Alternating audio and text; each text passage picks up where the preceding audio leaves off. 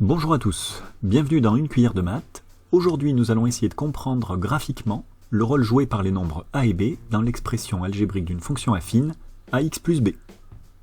J'ai représenté sous vos yeux une fonction affine, vous voyez donc une droite. C'est la représentation graphique de cette fonction f avec le nombre a qui est guidé par un curseur qui donc peut varier et un nombre b qui est guidé également par un curseur et qui peut varier. Notre objectif dans cette vidéo est de déterminer quel est le rôle joué par les nombres a et b graphiquement. Le nombre a. Ce nombre a, lorsque je le fais varier, vous observez tout de suite qu'il va jouer sur quelque chose de très particulier, il va jouer sur l'inclinaison de la droite.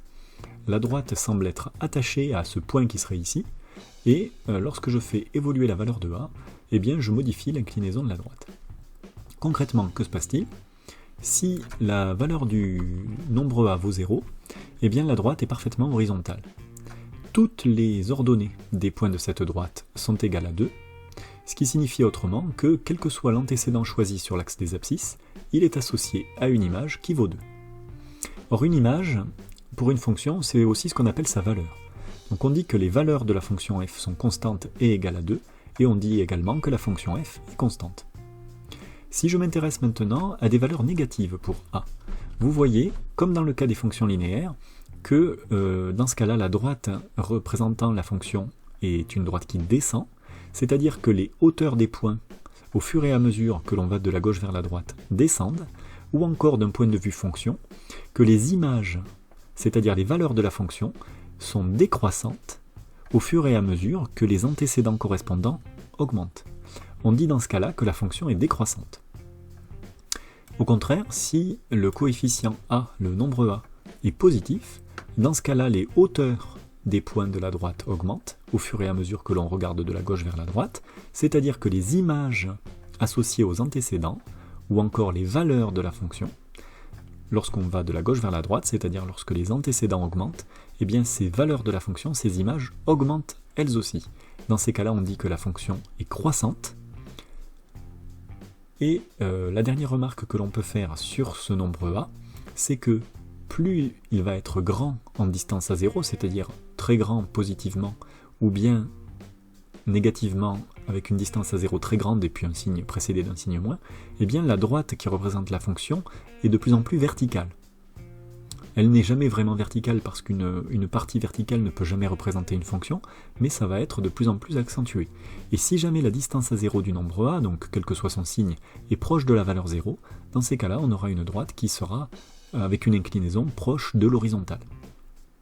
Alors puisque ce nombre a guide l'orientation, l'inclinaison de la droite qui représente la fonction affine, on appelle ce coefficient un coefficient directeur. Parce qu'en mathématiques, ce qu'on appelle la direction, c'est l'équivalent en français pour nous de l'inclinaison. Intéressons-nous maintenant au rôle que joue le nombre b. Ce nombre b, si je le fais évoluer, vous allez voir qu'il va faire glisser la droite le long de l'axe des ordonnées. Si vous vous intéressez concrètement au point d'intersection entre la droite qui représente la fonction f et l'axe des ordonnées, vous voyez qu'en fait, quand je fais évoluer la valeur b, ce point monte ou descend. Donc en fait, le nombre b joue le rôle de repère en hauteur au niveau de l'intersection de la droite et de l'axe des ordonnées. C'est un nombre que l'on repère au niveau de l'origine et qui va nous intéresser en hauteur, c'est-à-dire en ordonnée. C'est pour cela qu'on appelle ce nombre l'ordonnée à l'origine. Alors pour mieux vous représenter cet effet de glissement, j'ai décidé de faire apparaître la fonction suivante, c'est-à-dire la fonction dont l'expression algébrique est en fait la première partie du programme de calcul de la fonction affine, c'est-à-dire la partie multiplication. Et vous voyez que cette expression algébrique est une fonction linéaire. Si je fais apparaître la représentation graphique de cette fonction, vous observez que c'est donc naturellement une droite qui passe par l'origine du repère, mais elle a quelque chose de troublant, elle est parallèle à la droite qui représente la fonction f.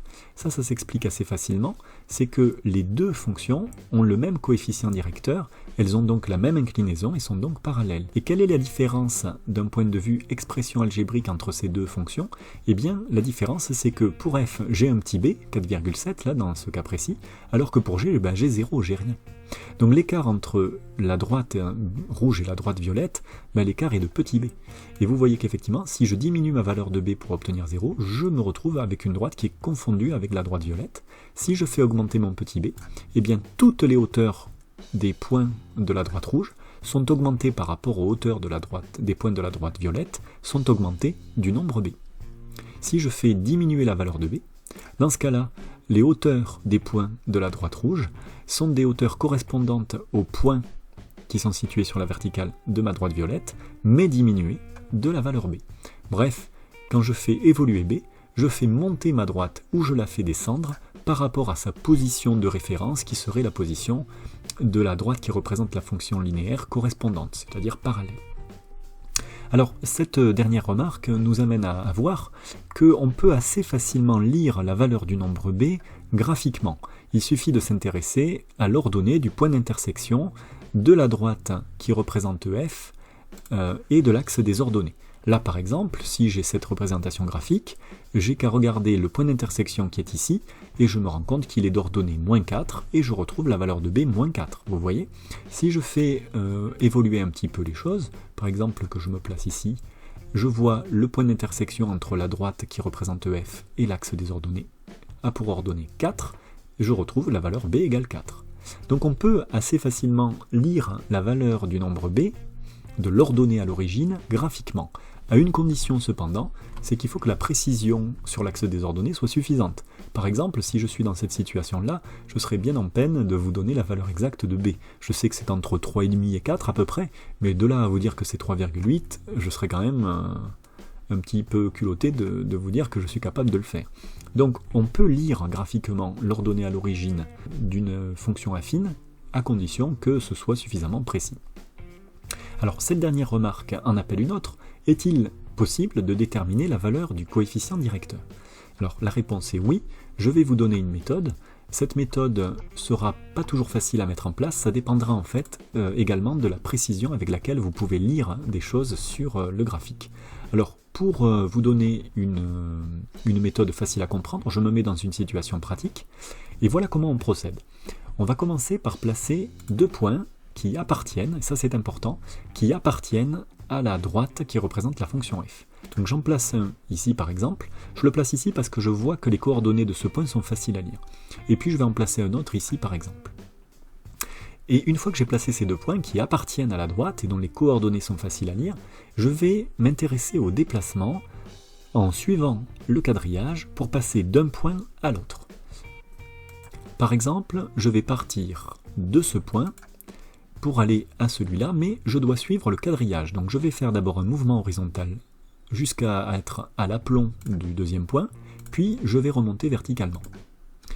Une fois que j'ai fait ces déplacements, que je les visualise, je vais leur associer une valeur qui sera composée d'un signe et d'une distance à 0. Je vous explique comment.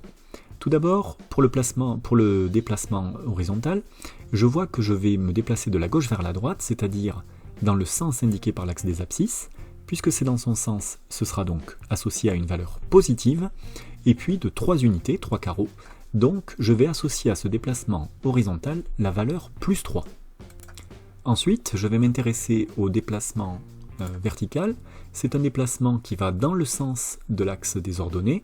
Il sera donc positif puisqu'il va dans le bon sens, et c'est un déplacement qui monte de 9 unités. Donc je vais l'associer à la valeur plus 9. Et maintenant que j'ai déterminé les valeurs de mes déplacements, il me reste à appliquer une formule, qui est la formule suivante. On va diviser le déplacement vertical par le déplacement horizontal, et ça nous donnera la valeur du coefficient directeur petit a. Je vous montre.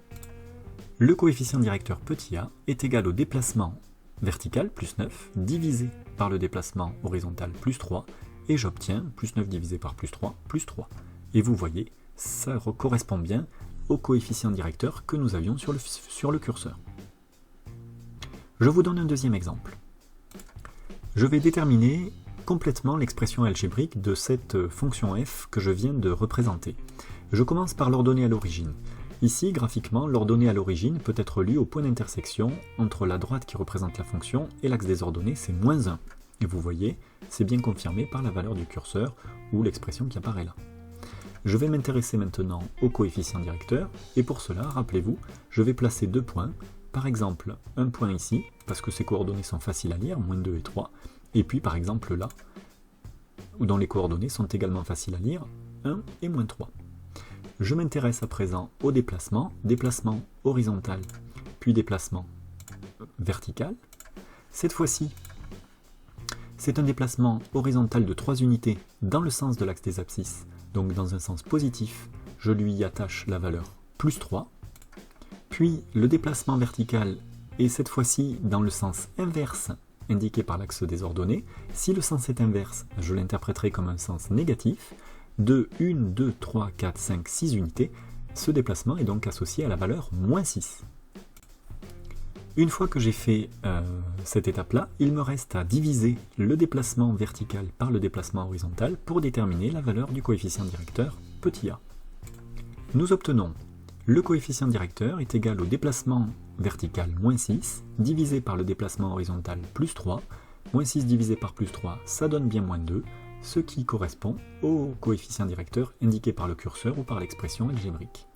Nous avons donc déterminé parfaitement petit a et petit b, et comme ce sont les deux valeurs qui nous sont demandées pour déterminer l'expression algébrique complète d'une fonction affine, on voit que graphiquement, s'il est possible de placer des points dont les coordonnées sont faciles à lire, on peut en fait graphiquement déterminer l'expression algébrique d'une fonction affine. Vous noterez que dans les deux exemples que je vous ai donnés, le déplacement horizontal était systématiquement vers la droite, c'est-à-dire dans le sens de l'axe des abscisses. C'est en général ce que nous recommandons. Si jamais vous faites un déplacement de la droite vers la gauche, pas d'inquiétude, il suffit simplement de comprendre que dans ce cas-là, si vous allez de la droite vers la gauche, vous faites quelque chose dans le sens contraire de l'axe des abscisses, et du coup doit être précédé d'un signe moins. Voilà pour cette vidéo, je vous retrouve bientôt pour d'autres vidéos.